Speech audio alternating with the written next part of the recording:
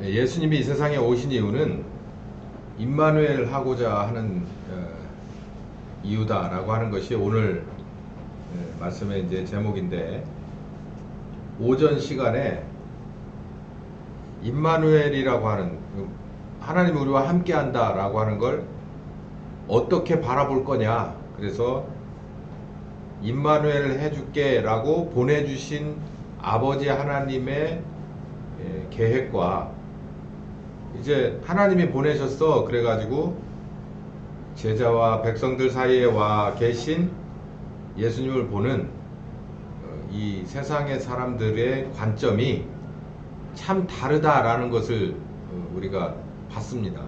많이 다르다는 얘기예요.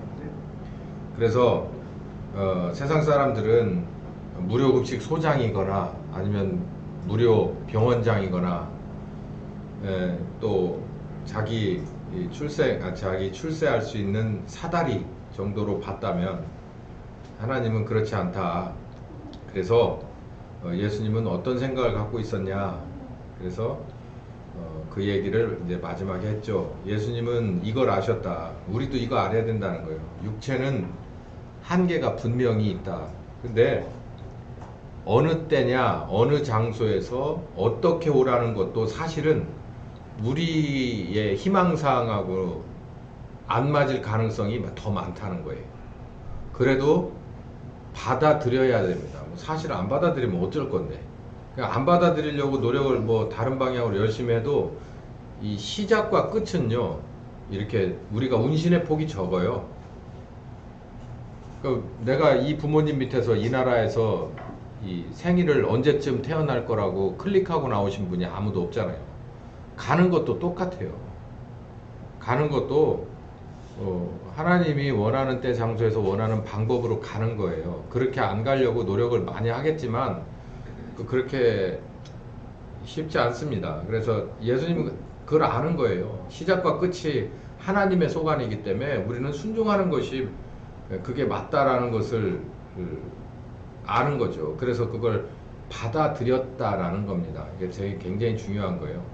그래서 사도행전에 보면 사나 죽으나 다 주의 영광을 위해서 그런다라고 하는 거, 그냥 말만 하지 말고 진짜 우리가 그렇게 살아야 된다는 겁니다. 2023년에는 우리 좀 많이 바뀌어야 돼. 변해야 될 게 많은데요. 말만 하지 말고 이제 진짜 그렇게 바뀌어야 됩니다. 언제까지 안 바뀌고 계속 그냥 외상거래를 할 거냐는 거죠. 바뀌어야 된다는 거예요. 육체의 한계를 바로 아는 사람은 바로 아는 사람답게 살아야 됩니다. 그래서 예수님은 어떻게 살았냐면, 그걸 받아들이고 나서 예수님 스스로에게 주어진 그 땅의 끝으로 명확히 좌표를 찍고 좌우로 치우치지 않고 갔다는 거예요. 그래서 나는 아버지의 뜻을 따라서 십자가에 죽을 거야. 제자들이 아무리 칭얼거려도, 그리고 자기 자신 속에서 이건 아니다라고 하는 그런 여러 가지 것들이 끌어오른다고 하더라도 이 모든 걸 다 무시하고 하나님이 원하는 방향으로 가겠다. 나는 그렇게 해서 끝을 맞겠다. 어차피 시작과 끝은 하나님의 손에 달렸으니 난 순종함으로 가겠다. 이 생각을 명확하게 했다. 근데 예수님이 그냥 거기서 끝난 게 아니다. 하나님은 명령권자고 나는 순종해야 될 존재니까 상하관계가 분명하기 때문에 나는 어쩔 수 없이 순종해야지, 달리 방법이 없어, 이런 게 아니라 예수님 속에는 우리를 향한 마음이 있었다. 아버지를 향한 마음도 있었고 우리를 향한 마음도 있어서 기꺼이 하늘의 부르심에, 어떤 십자가로 부르심에, 죽음의 부르심에 응해서 갔다라는 거예요. 우리가 이걸 엿볼 줄 알아야 되고 우리도 배울 줄을 알아야 되는데, 성령께서 이 예수님을 우리에게 가르쳐주고 이 예수님에 관한 모범을 보여주시고 훈련하게 해주시고, 그러면서 우리를 누구처럼 예수님과 같은 수준의 사랑의 계명을 지킬 줄 아는 사람으로 우리를 바꾸어 주신다. 우리 변해야 된다. 이제 이런 얘기가 앞으로 계속 나올 겁니다. 예수님의 마음은 어떠냐? 예수님이 요한복음 16장 6절부터 7절까지 보면 이런 마음이 있었어요. 도리어 내가 이 말을 함으로, 그러니까 내가 너희들과 이별해야 돼, 십자가를 통해서 이별해야 돼, 자꾸 제자들에게 이런 얘기를 하니까 너희 마음이 근심이 가득하다. 심지어는 근심이 가득해서 예수님에게 쏘아붙인 두 제자도 있었다. 그러하나 내가 너희에게 사실을 말해주는데 사실 엄격하게 따지면 내가 너희를 떠나는 것이 너희에게 사실은 유익이야. 그러니까 니네 입장에서 떠나는 이별에 관한 그런 아쉬움을, 그러니까 왜 떠나? 내 출세 사닥다리가 그냥 없어져 버리니까 그거에 대한 상실감으로 인해서 오는 이런 거 그렇게 생각할 거 아니다. 니네가 잘 몰라서 그러는데 사실 큰 그림에서 놓고 보면 니네 개인적으로 엄격하게 야박하게 놓고 봐도 실상 손해는 내가 보면 봤지 니네는 이익만 보는 거야, 이 얘기를 하고 있는 거예요. 오죽 답답했으면 이 얘기 했겠어요. 유익이라 내가 떠나가지 않으면 보혜사가 너희에게로 오시지 않을 거다. 가면 내가 그를 너희에게로 보내줄 거다. 그러니까 내가 안 가면 그분이 올 수 없다. 바톤 터치를 하고 그분은 내려오고 나는 가기 때문에 그렇지 않으면 그분이 올 수가 없어. 그냥 몸을 입은 하나님의 시대를 계속 연장시켜 가는 것은 아버지의 뜻도 아니고 실상 너희들에게 도움도 안 돼, 이 말이에요. 그 똑같은 얘기가 19절과 20절에 이렇게 연결돼 나오는데 예수께서 그 묻고자 함을 하시고 가라사대 내 말이 조금 있으면 나를 보지 못하겠고 또 조금 있으면 나를 보리라 함으로 서로 문의하느냐, 니네 궁금하냐, 이게 앞뒤가 안 맞는 거 아니냐, 죽는 다음에 뭘 또 만나, 뭐 이런 얘기. 내가 진실로 진실로 너희에게 이르노니 너희는 곡하고 애통하리니 세상이 기뻐하리라. 너희는 근심하겠으나 너희 근심이 오히려 기쁨이 되리라. 요게요, 요 기쁨이 뭐 때문에 기쁨일까요? 부활 때문에 기쁨일까요? 부활 때문에도 기쁨은 기쁨입니다. 그런데 여기 위에 보면 예수님의 부활보다도 어디에 초점이 맞춰 있냐면 이 말씀은 성령님을 말하는 거예요. 보혜사 성령께서 오셔서 하는 거예요. 보혜사가 너희에게로 오실 거다. 바톤 터치하고 오실 거다. 오히려 그것이 너희에게는 기쁨이 될 것이다 라는 거예요. 그러니까 성령님이 오셔서 예수님, 몸을 입으신 예수님은 떠나가고 성령님이 오셔서 얼마나 나에게는 더 기쁜지 몰라 라고 하는 때가 너희들에게 온다는 거예요. 제자들은 이 시점에서 전혀 그걸 알 수가 없었어요. 언제까지 알 수 없었냐면 예수님이 부활하셔서 40일 동안 같이 밥 먹고 같이 한 공간에서 있고 등등한 그 3년 6개월의 공생애와 꼭 같은 40일을 같이 있었어도 제자들은 이걸 몰랐어요. 왜냐하면 성령님으로 오셔서 그게 본격적으로 시작되지 않았기 때문이죠. 이제 언제 이 얘기가 실현되고 이들이 이렇게 예수님이 이 말씀이 맞구나라고 자기네들이 인정할 수밖에 없었던 건 언제냐면 예수님이 승천하시고 보혜사 성령이 아니 오순절 성령이 오셔서 이들이 이제 이걸 아는 겁니다. 예수님이 우리와 함께하는 것보다 성령께서서 우리가 함께하는 것이 이런 점에서 정말로 더 가득하구나, 충만한 거구나, 이거를 알게 되는 거예요. 그래서 내가 이들을 떠나는 것이 유익이야. 그래서 예수님도 제자들을 놓고 떠나는 게 쉬운 결정은 아니지만, 그리고 더군다나 떠나봤자 십자가로 결말 짓는 게 쉬운 결말도 아니지만, 이렇게 하지 않으면 아버지에게도 그리고 이 제자들에게도 또 당신에게도 유익될 게 없겠구나 라고 생각해서 십자가로 가게 됐다는 거예요. 그래서 예수님의 마음은 그렇게 하나님이 보시는 큰 그림을 볼 수 있었기 때문이라는 거죠. 우리도 뭐 볼 수 있었다고 해서 다 그렇게 결정하는 건 아니에요. 이기적으로 생각하면 그건 당신 생각이고 나는 계획이 따로 있어, 이렇게 얘기할 수 있지만, 그래서 아버지가 아들을 드러내려고 하는 게 이 큰 그림은 사실 엄밀히 따지면 아버지의 그림이에요. 우리를 구원하는 방법을 십자가의 방법으로도 아버지의 계획이에요. 근데 아들은 그 계획에 뭐 사실 아들이 피해를 많이 보잖아요. 근데 내가 피해를 봐서라도 누가 온전해질 수 있다면, 아버지가 온전해질 수 있다면 아들로서 나는 기꺼이 감수하겠다라는 거예요. 이게 뭐냐면 우리에게 명하신 사랑의 계명인 겁니다. 아버지를 사랑하기 때문에 아버지를 위해서, 아버지의 영광을 위해서 내가 약간의 어려움이 있거나 내가 어쩌면 십자가에 죽어야 한데도 내가 그렇게, 이게 바로 사랑이에요. 그걸 우리한테 계명으로 던져주고 가셨어요. 이게 계명이야. 니네들도 그러니까 이 정도 수준 되지 않으면 내가 와서 십자가에 죽고 한 거 너희가 거듭난 게 아무 의미가 없다. 그 정도 수준까지 가야 한다. 사랑의 계명의 수준까지 가야 한다라고 하는 것이 우리는 이 장면을 통해서 명확하게 알아야 되는 겁니다. 그러니까 뭐 어쩌다 교회 와가지고서 그냥 뭐 예수 믿어요라고 하고 주일날 뭐 안 빠지려고 노력 많이 하고 뭐라도 좀 해보려고 노력하고 하는 거는 정말 죄송하지만 그냥 저 성전 마당에서 들어와서 그냥 거기서 잠깐 있다 나가는 정도 수준이고, 이 지성소까지 이렇게 들어와서 여기 아버지와 아들과 성령님과 하나 되는 단계 가려면 여기까지 와야 된다는 거예요. 여러분 진짜 허리띠 잔뜩 졸라매시고 열심히 뛰어서 가야 합니다. 곧 예수님 오실 것 같아요. 그렇지 않아요? 네? 시간 없어요. 여기까지인 줄 우리는 그래도 대략 알았죠. 저 밖에 있는 사람들 여기까지 와야 된다는 거 모르는 사람들이 거의 99%예요. 나중에 가서 주여, 내가 주의 이름으로 온누리교회 장로도 했습니다. 저는 수석을 했거든요. 저는 여의도 순공교회 질 때요, 제가 수석 장로였습니다. 뭐 모르겠는데? 어디 왔어?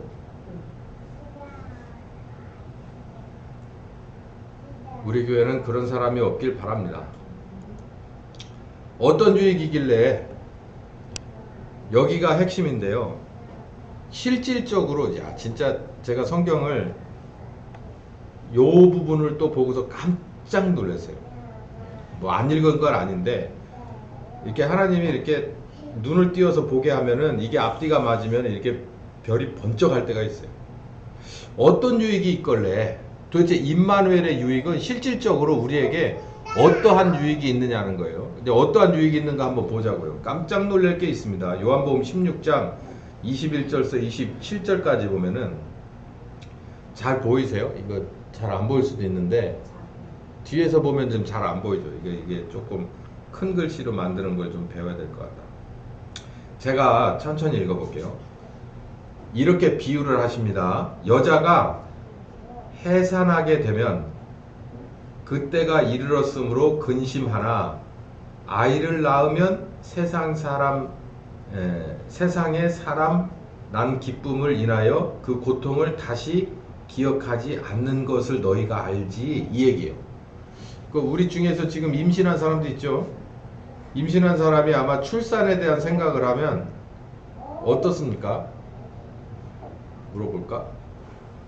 출산 날짜가 계속 가까이 와요. 그러면 어때요? 모르겠어요. 저는 애를 안 낳아봤어요. 왠지 풀어야 할 숙제인데 그날이 오면은, 더군다나 초산이면은 얼마나 마음에 이렇게 두근두근함이 있겠어요. 잊어버리고 싶지만 그날은 계속 가까워오잖아요. 지금 그 얘기를 하는 거예요. 근심이 있지만, 그러나 막상 겪고 아기를 낳고 보면 모든 것이 완벽하게 무엇으로 오느냐? 그 고통조차도 무엇으로 내게 오느냐? 기쁨으로. 고통스러우면 고통스러운 것만큼 내게 뭐가 된다? 기쁨이 배가 된다라는 얘기를 하는 거예요. 이것에 대해서는 다들 알고 있잖아, 이 얘기죠. 이제 그것을 이제 머리에다가 띄워놓고, 지금은 너희가 해산해야 될 해산 전 엄마처럼 근심해. 왜냐하면 예수님 떠나야 된다, 이별해야 된다는 것만 놓고 하니까, 성령님 뭐 이런 거 임마누엘 모르니까 너희들이 괜히 그냥 마음으로 뒤숭숭한 거야. 뭐처럼, 출산을 앞둔 산모처럼. 내가 다시 너희를 볼 거야. 너희 마음이 기쁠 거야. 너희 기쁨을 뺏을 사람이 없을 정도로 어마어마한 기쁨이야. 이게 부활을 말하는 것도 맞아요. 근데 부활을 맞았으면 뭐해? 40일 뒤에 떠났는데. 그러니까 성령님을 말하는 거다라는 거예요. 그날에는 너희가 아무도 내게 묻지 않을 거야. 여기서부터는 주목해서 보세요. 제가 노란 줄 걷죠. 너희가 아무도 이제는 그날에는 뭐 할 때? 출산해버릴 때. 그러니까 예수님이 이제 성령님으로 너희들에게 오셨을 때는 일단 기쁨이 넘치는 것 뿐만 아니라 너희가 아무도 내게 묻지 않을 거야. 내가 진실로 너희에게 말하는데, 너 진짜 잘 들어. 너희가 무엇이든지 아버지의 구하는 것은 내 이름으로 주실 거야 라고 얘기를 하는 거예요. 좀 더 읽어볼게요. 지금까지는 너희가 내 이름으로 아무것도 구하지 아니하였지만, 할 수 없었죠. 사실상 할 수 없었지만 구하라, 그리하면 찾으리니 너희 기쁨이 충만할 것이다. 너희 구하는 것마다 답을 얻을 것이다. 이것을 비사로 너희에게 일렀거니와 내가 이르면 다시 비사로 너희에게 이르지 않고 아버지에 대한 것들을 밝히 이를 것이다. 그날에 너희가 내 이름으로 구할 것이요 내가 너희를 위하여 아버지께 구하겠다 하는 말이 아니다. 이는 너희가 나를 사랑하고 또 나를 사랑하는 하나님께로서 온 줄 나도 작아서 잘 안 보이네. 믿는 거로 아버지께서 친히 너희를 사랑하셨음이니라. 이제 요걸 제가 풀어봐 드릴게요. 이게 번역이 참 재밌게 돼서 더 이상 예수께 묻지 않는다. 뭐냐면 예수님 시대, 그리고 다른 말로 하면은 몸을 입으신 하나님의 시대에는, 그러니까 예수님이 여기 이렇게 걸어 다니고 밥도 먹고 화장실도 가고 이러셨을 때에는 따라다니던 제자들은 뭘 할 수 없었냐면 사사건건 예수님을 통해서 물어봤어야 돼요. 누구한테 물어볼 수 없고 하나님에게 직접 대고 물어볼 수가 없었어요. 왜냐하면 하나님이 여기 와 있잖아. 시간과 공간의 제한을 받기 때문에 그 제한을 받지만 사실 같이 지냈잖아요. 24시간은 뭐 거의 아니더라도 대부분의 시간을 같이, 물론 3년 6개월이라는 한계가 있지만 그 기간 동안은 이렇게 친구처럼 아빠처럼 선생님처럼 이렇게 다니면서 물어볼 수 있었어요. 예수님 저걸 보면 저는 이런 거 생각나는데 예수님 어떠세요? 그러면 하나님의 입장에서 누가 얘기해 줬다는 거예요? 예수님이 얘기해 줬다는 거예요. 그러니까 하나님에게 물어볼 걸 누구에게 물어봤어요? 예수님에게 물어보면 그 예수님이 내 생각은 이래 라고 얘기한 적이 없고 다 누구한테 물어본 거예요? 하나님에게 물어봐가지고 대답을 해준 거예요. 하나님의 관점에서 대답을 해준 거예요. 당신이 얘기한 거 하나도 없어요. 당신이 얘기한 거는 하나 있어요. 겟세마네 동산에서 내 생각엔 이 십자가 나한테 너무 무거운 것 같습니다 라고 얘기한 게 처음이에요. 끝이고. 그리고 나머지 모든 것들은 다 아무리 사소한 것이라도 아버지께 물어보고 결제가 나는 대로 얘기하고 행동했다는 얘기잖아요. 그러니까 근데 이제는 더 이상 그럴 필요 없어. 나를 통해서 아버지한테 물어볼 필요가 없다. 그러니까 제자들은 몰랐지만 예전에 자기들이 뭘 어떻게 하고 어떤 상황이 모든 것이 다 누구에게, 예수님에게 집중된 것 같지만 다 누구에게 갔다는 거예요. 아버지에게 가서 아버지가 어떻게 보고 느끼는 것에 따라서 예수님은 그대로 말하고 그대로 행동하셨다라는 거예요. 이거는 제가 골백 번 말씀드린 거잖아요. 근데 예수님이 뭐라고 그러냐면, 그러나, 여기 읽어봅시다. 시작. 그러나 이제는 영을 입으신 하나님, 성령 시대이기 때문에 각자 누구에게 말하면 된다. 성령님에게 스승 삼아서 물어보면 된다. 성령님은 영이신 하나님이잖아요. 아버지 하나님한테 물어보던 것이 이제 누구한테로? 우리에게 오신 영이신 하나님한테 물어보면 되는 거예요. 하나님은 영이시니. 그러니까 사실상 누가 오신 거냐면 아버지 하나님이 직접 무엇으로 오신 거예요? 가르쳐주는 성령님으로 올 수 있어요. 왜? 우리가 영이 거듭났으니까. 그리고 뭐가? 십자가 복음을 들었으니까 성령님이 우리를 직접 상대해 줄 수 있는 거예요. 그렇지 않으면 상대를 할 수가 없어요. 영이 죽어버렸기 때문에 소용없고, 십자가 복음을 들어본 적이, 아들의 이름을 들어본 적이 없기 때문에 소용없는데, 아들이 십자가에 죽고 우리가 거듭났을 뿐만 아니라 아들을 본 적이 있기 때문에 아들의 영이 우리에게 오시면 우리가 그분하고 연결될 수가 있다는 요 얘기를 하는 거예요. 이제부터 그런 시대가 왔다라는 얘기예요. 이게 진정한 가톨릭 교회에서 뭉쳐있다가 뭐 조금 벗어난 것 같잖아요. 애초에 하나님은 우리를 하나님 안에 가둘 생각이 없었어요. 하나님 안에 구속시킬 생각이 없었다고, 나쁜 의미로. 하나님은 우리를 온전하게 세워서 동등하게 만나고 싶어 했단 말이에요. 할렐루야! 네. 이게 자유라는 거예요. 이게 자유. 이게 자유인데 2000년이 지나면서 교황이 와서 그 사람이 정권을 잡아가지고 이제는 뭐 개혁자라고 해가지고 정권을 잡아가지고, 원래 성경은 이렇게 말하고 있는데 교회 개혁이, 르네상스가 어디서부터 일어났습니까? 여기에서부터 일어난 거예요. 여기에서부터 초대교회의 그 성경들을 자기의 언어로 읽으면서 성령이 그 사람들에게 오셔서 진정한 자유가 일어나는 것을 알려주었기 때문에 그들이 그런 아주 험상궂은 캐톨릭 교회 중심 사회였어도, 왕권의 중심 사회였어도 그 밑에서 스멀스멀 자기의 목숨을 걸고라도 나올 수밖에 없었던 신앙의 본질은 교회를 전체적으로 개혁할 수밖에 없었다는 거예요. 지금도 마찬가지예요. 지금도 개혁된 세상, 개혁된 교회 같지만 전혀 그렇지 않습니다. 목사에게 매여 있습니까? 직제에 매여 있어요. 교단에 매여 있습니까? 누가 여러분을 구속시킵니까? 아니, 이럴 수는 있어. 철들질 못해가지고 저런 꼬맹이 어린애들 놔두면 아무데나 오줌 싸고 똥 싸니까 그건 가르쳐야겠죠. 그래서 바울이 그랬잖아요. 율법 선생도 필요하긴 하다. 그러나 궁극적인 건 아버지 하나님이 아들을 십자가에 죽여서 영으로 오셔서 우리를 자유케 하려고 했는데, 너희들은 이제 더 이상 스스로 종의 멍에를 메고 들어가지 마라. 이 생각을 하고 있었기 때문에 예수님은 십자가 지는데 주저함이 없었던 거예요. 인간적인 이별을 하는데도 두려워하지 않은 거예요. 설득한 거예요. 조금만 기다려. 너희들 진짜 이 내막을 알게 될 거야. 너희들 진짜 인간의 모습을 입은 내 이 바운다리 안에 갇혀 지내는 게 아니라 오직 성령이 너희에게 임하시면 너희가 권능을 받고 예루살렘과 온 유다와 사마리아 땅 끝까지 이르러 내 증인이 될 것이다 라는 거예요. 그렇게 자유하게 하려고 했는데, 그렇게 하나님과 동등되게 해서 파트너로서 함께 일하고 싶고 일을 마치고 나면 안식하고 싶은 거예요. 이게 얼마나 그 하나님이신 거예요. 이 계획이. 그러니까 예수님은 주저함 없이 그 땅끝으로 간 겁니다. 두 번째, 이 얘기를 하신 거예요. 더 이상 예수님께 구하지 않는다. 예수님에게 구한다는 얘기하니까 몇 가지 있는데, 그 아까 가버나움 얘기하면서 그 갈릴리 오병이의 기적 얘기하잖아요.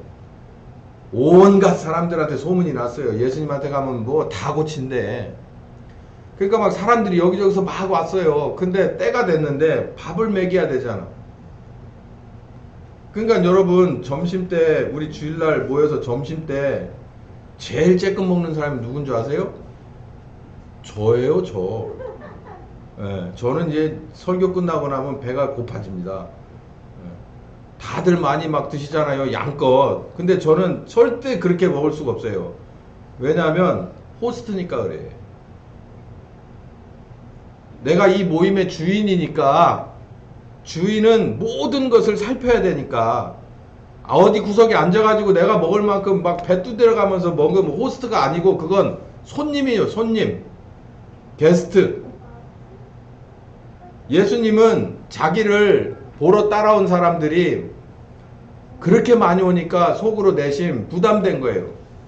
이 사람들, 야 빌립아, 이 사람들 도대체 이렇게 많이 왔는데 우리 뭐 좀 줄 거 있냐?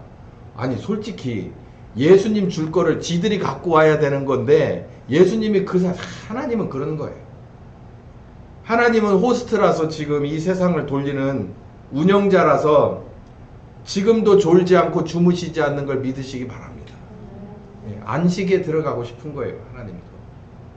호스트의 마음을 알겠더라고. 아, 그렇구나. 나는 이 작은 걸 주일날 하루만 사실상 호스트를 해도 신경 쓸 게 애들부터 저 나이 드신 어르신들까지 다 봐야 되고, 시설 봐야 되고, 온풍기 봐야 되고, 뭐 해야 되고, 마당 쓸어야 되고, 뭘 하지만 참 하나님 진짜 대단하시다.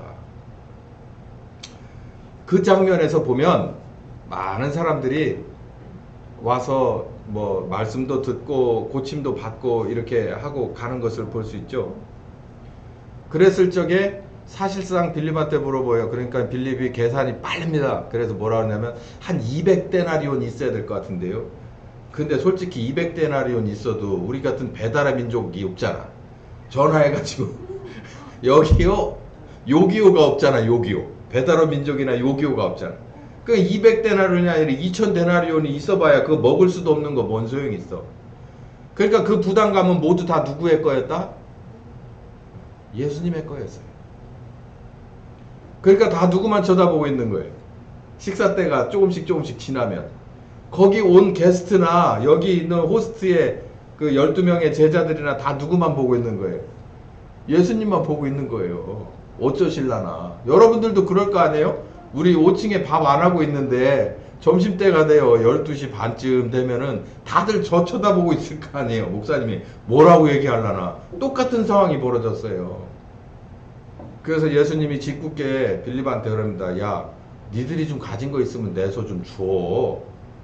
그러니까요, 뭐 가진 것도 없고요. 사실 가진 게 있다면은 이게 있는데요. 그러고 도시락 하나를 꾸깃꾸깃 싼 도시락 하나를 들고 옵니다. 그게 열어봤더니 뭐가 있어요? 보리떡 5개, 물고기 2마리. 가슴 아픈 그 도시락이 나와요. 어린애가 그 도시락을 하나 가지고 온 거예요. 예수님이 막 울컥한 거예요. 이런 녀석이 있다니. 누구의 마음을 품은 거예요? 호스트의 마음을 품은 거예요. 그래서 그 도시락을 붙잡고 대고서 기도를 하는 겁니다. 그래서 어떻게 했어요? 다 먹고 남았어요.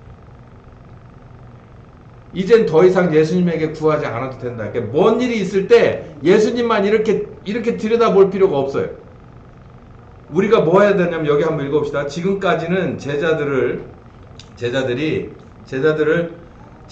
필요를 예수님을 통해 하나님 아버지께 구하는 그런 경로를 이용했어요. 그러니까 결국은 예수님에게 구하면 예수님이 하나님 아버지한테 물어봐서 오병이의 기적을 내주고 이런 식이었단 말이에요. 근데 이제 그렇지만 이제 그럴 필요 없이 이제는 아버지 하나님께 누가 필요한 내가 뭐 하면 돼요? 직접 구하면 돼요. 단지 예수님이 뭐라고 그랬냐면 누구의 이름으로 구해라.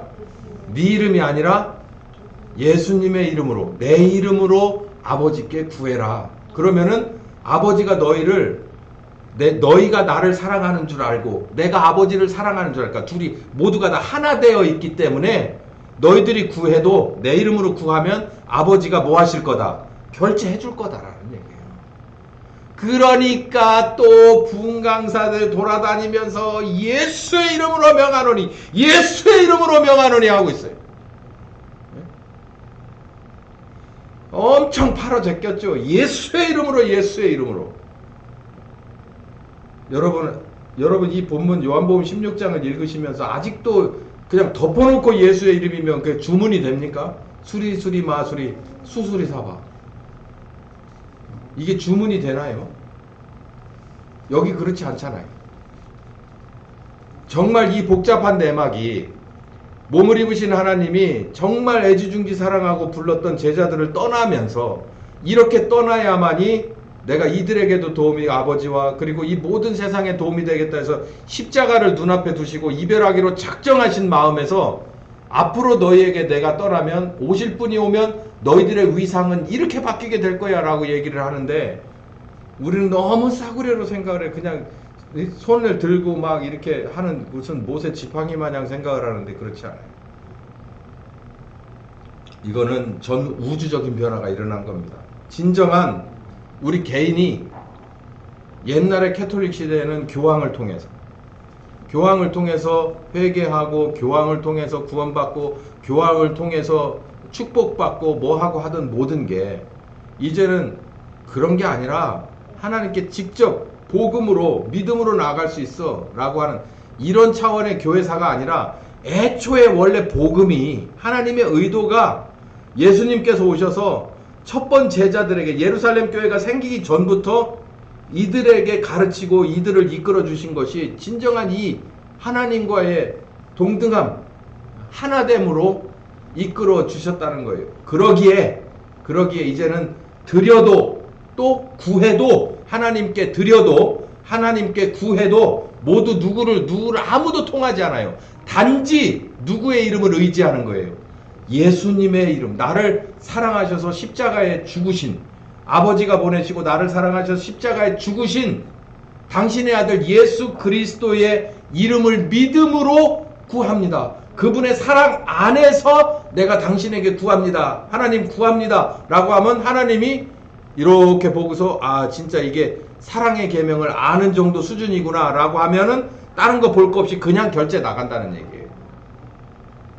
뭘 구하시겠습니까? 뭐든지 다 구할 수 있습니다. 여기 보면 진짜 뭐든지 다 구할 수 있대요. 여러분 뭐든지 다 구해도 됩니다. 그러나 뭐든지 다 구해도 된다. 뭐 어떤 때 무엇을 어떻게 구해야 된다라고 하는 것이 무엇으로 결정나느냐면 항상 예수님에게 대낮다나 이것도 필요해요. 저것도 필요해요. 이것도 필요해요. 저것도 필요해요. 하고 기도했어요. 이제 우리의 기도는 그렇게 되면 안 돼요. 우리의 기도 제목 함부로 나오면 안 됩니다. 예.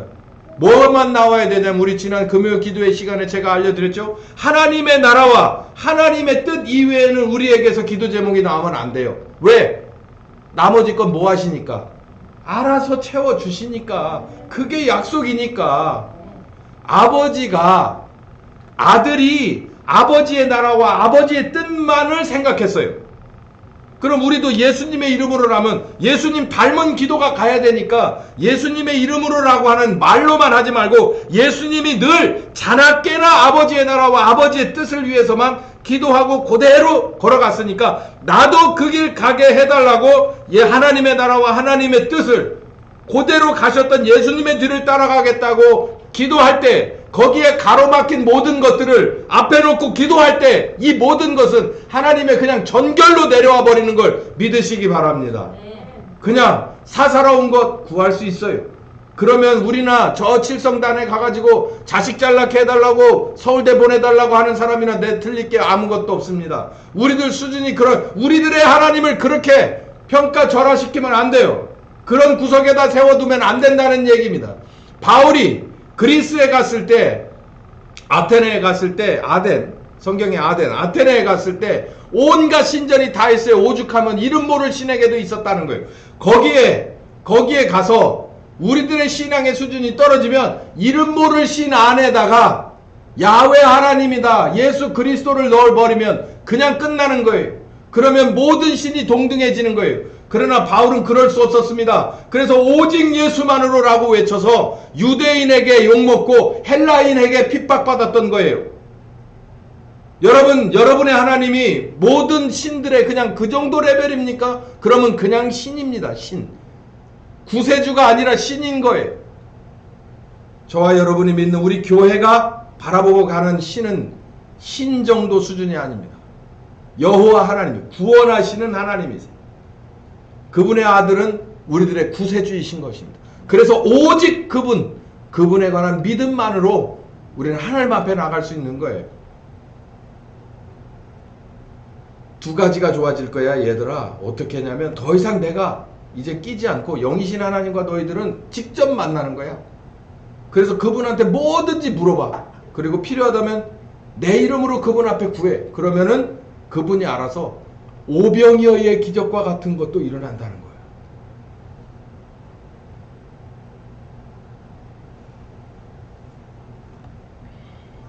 초대교회에 그런 일이 많이 일어났죠.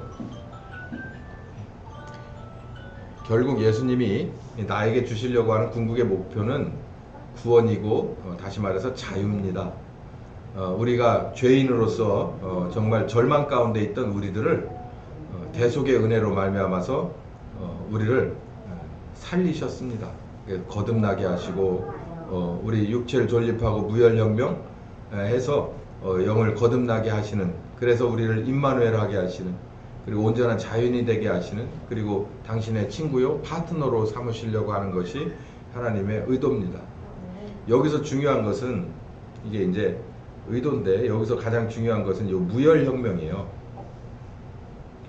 무혈혁명이 가끔 제가 예를 드는데 유럽에서 혁명이 크게 두 가지로 일어났어요. 하나는 영국 혁명이고 하나는 프랑스 혁명입니다.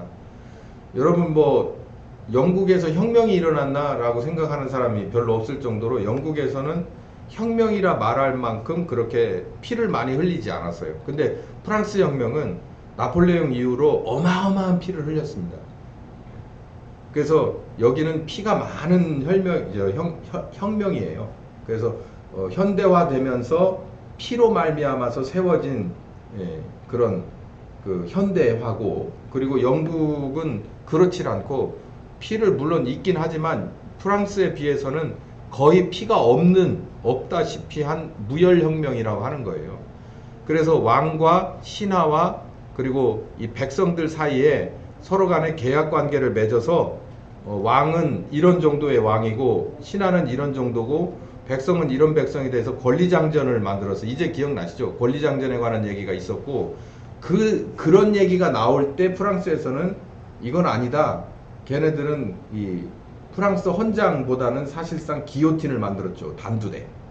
단두대를 만들어서 걸림돌 있는 것들은 이게 아니다라고 생각하는 사람들이 주권을 잡고 정권을 잡을 때 그 상대방들을 다 죽였어요. 이건 어디하고 비슷하냐면 그 공산주의 혁명하고도 똑같습니다. 사실상 맥이 같아요. 그리고 프랑스와 독일에서 공산주의자들이 사실상 제일 많이 나왔고요. 거기서 나온 사람들. 예, 그건 뭐 세계사 속에 있는 얘기인데, 어쨌든 여기 보면 제가 이 얘기를 썼으니까 설명을 드리는 거예요. 우리를 거듭나게, 영을 거듭나게 해서 뭐 하지 않고, 우리의 육체를 건드리지 않고, 이게 하나님이세요. 그러니까 양쪽 혁명을 놓고 볼 때 하나님의 방법은 어느 쪽이다? 이쪽 영국 쪽이죠. 영국이 좋아서가 아니라 거기서 일어났던 혁명의 스타일을 볼 때 하나님의 혁명이 맞다는 거예요. 하나님의 혁명은 피를 내지 않습니다. 혹시 피를 내더라도 누구의 피가 나요? 극소수의 하나님이 쓰는 빛과 소금의 역할을 하는 사람만. 예수님 당시에는 그게 누구셨어요? 예수님이셨잖아요. 초대교회 당시에는 초대교회 교인들이었잖아요. 그러니까 우리들도 지금 똑바로 믿는 신자라고 한다면 우리들도 아주 피를 적게 흘리기 위해서 누구의 피가 필요한 거예요? 우리의 피가 필요한 거예요. 우리의 피가.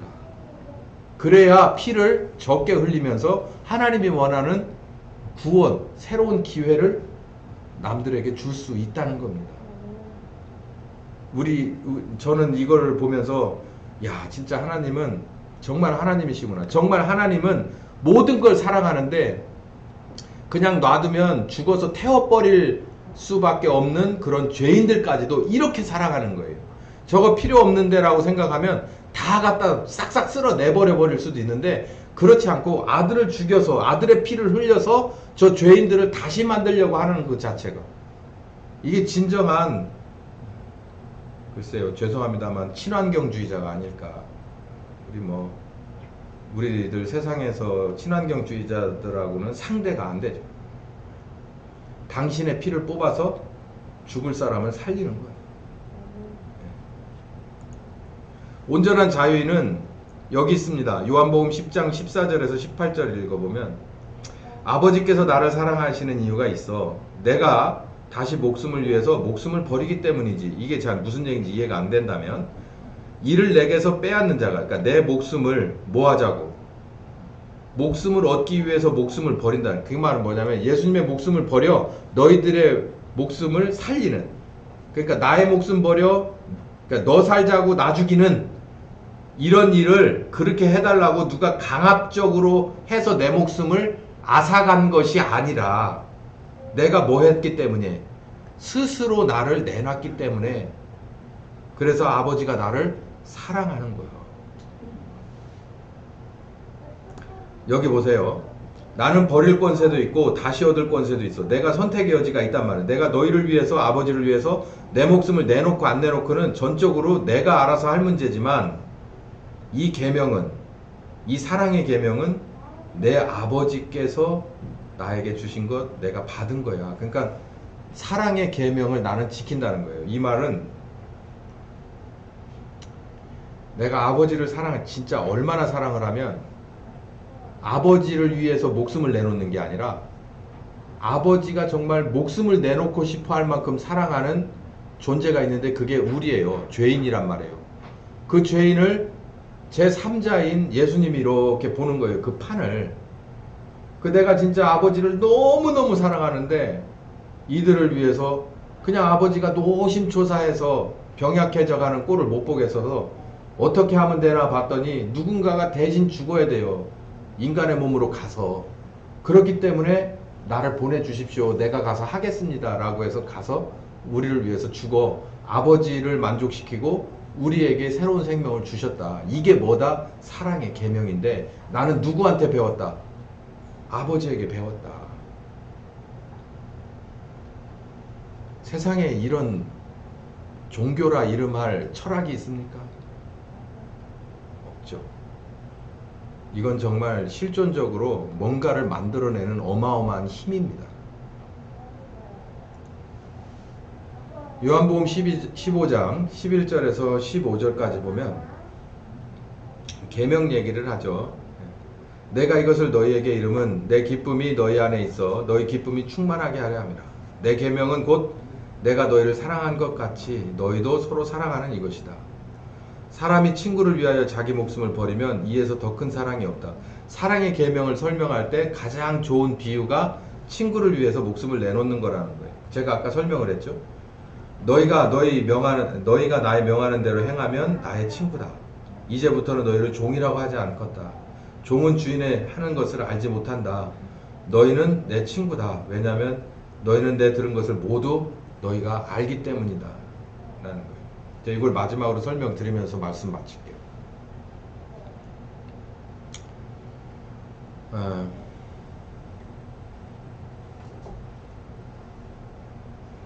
실제로 있었던 일이라고 합니다. 우리나라에 6.25 전쟁이 일어나서 3일 만에 서울이 떨어지고 그러고 막 이제 물밀듯이 내려올 때 그 소식이 미국 백악관으로 전해지고 언론을 통해서 이제 많은 국민들이 알게 됐어요.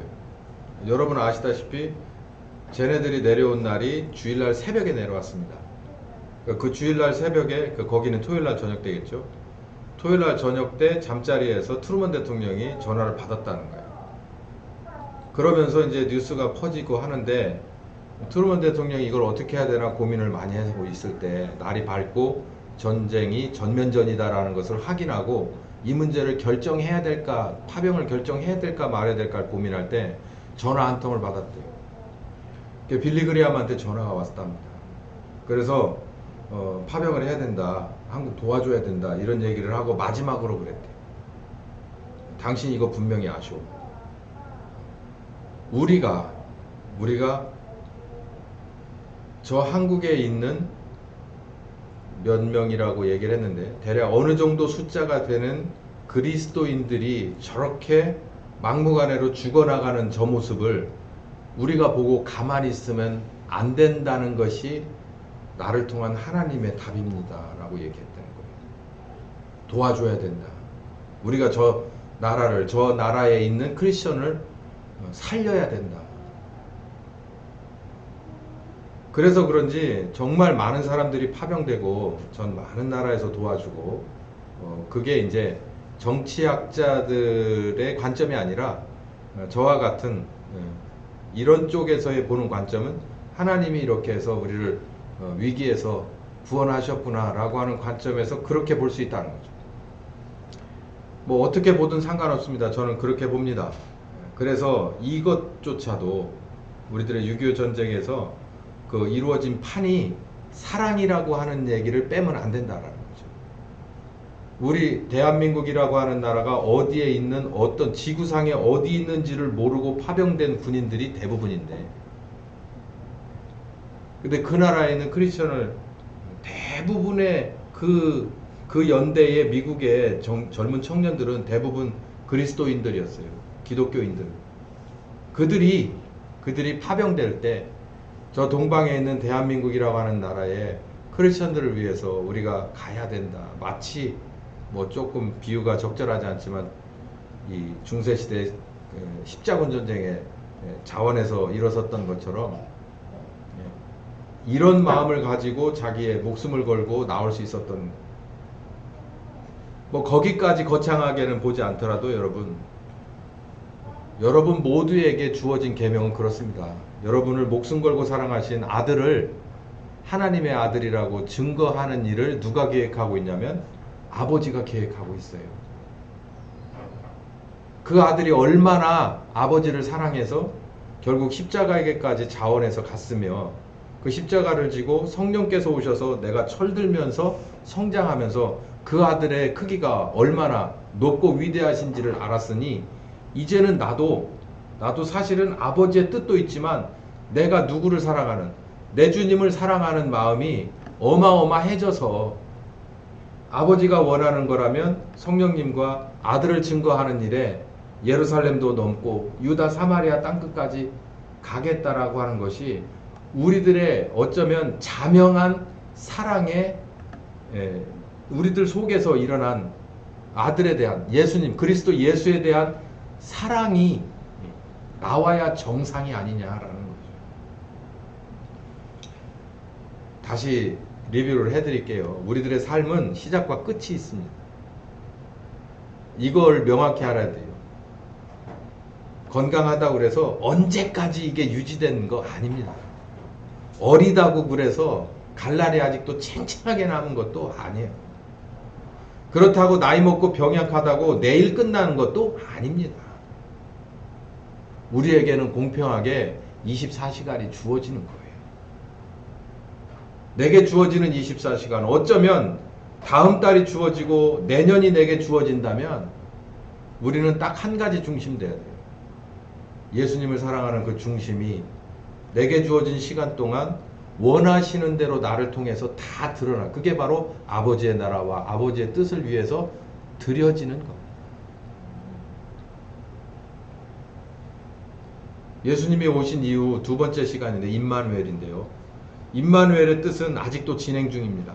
오할 때까지, 내가 땅끝에 이를 때까지. 내가 정말 땅끝에 이르면서 그 임마누엘은 이제 실제로 아버지의 나라와 아버지의 새로운 하늘과 새 땅에서 안식으로 이어질 텐데, 그렇게 되기까지 임마누엘이라고 하는 뜻이 내게서 이루어져야 될 이 과정이 여러분에게 빠짐없이 또 쉼없이 서둘러서 다들 완성되시기를 예수 그리스도의 이름으로 축원합니다. 감사합니다, 주님. 임마누엘 하시려고 저 같으면 굳이 죄인인 하나님 그렇게 배반을 아주 확실하게 한 죄인된 사람들을 다시 쳐다보고 싶지도 않을 텐데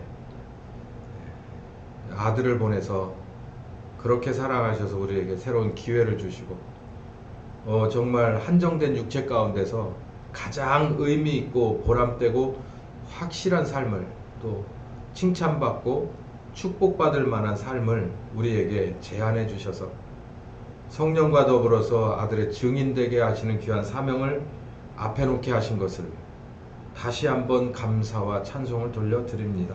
먹을 것을, 입을 것, 마실 것을 위해서도 살 수 있지만 그 썩어져 갈 것들, 내 몸 썩어져 가면서 다 같이 썩어져 가는 것에 뜻을 두지 않고 아들을 증거하는 아버지 하나님의 거룩하신 사역에 우리를 부르셔서 순종하며 따라갈 수 있게 하신 기회를 저버리지 않게 하여 주시고 지연되지 않게 하여 주시옵시고 정말 부족함이 없도록 우리가 잘 준비되게 하여 주시옵소서.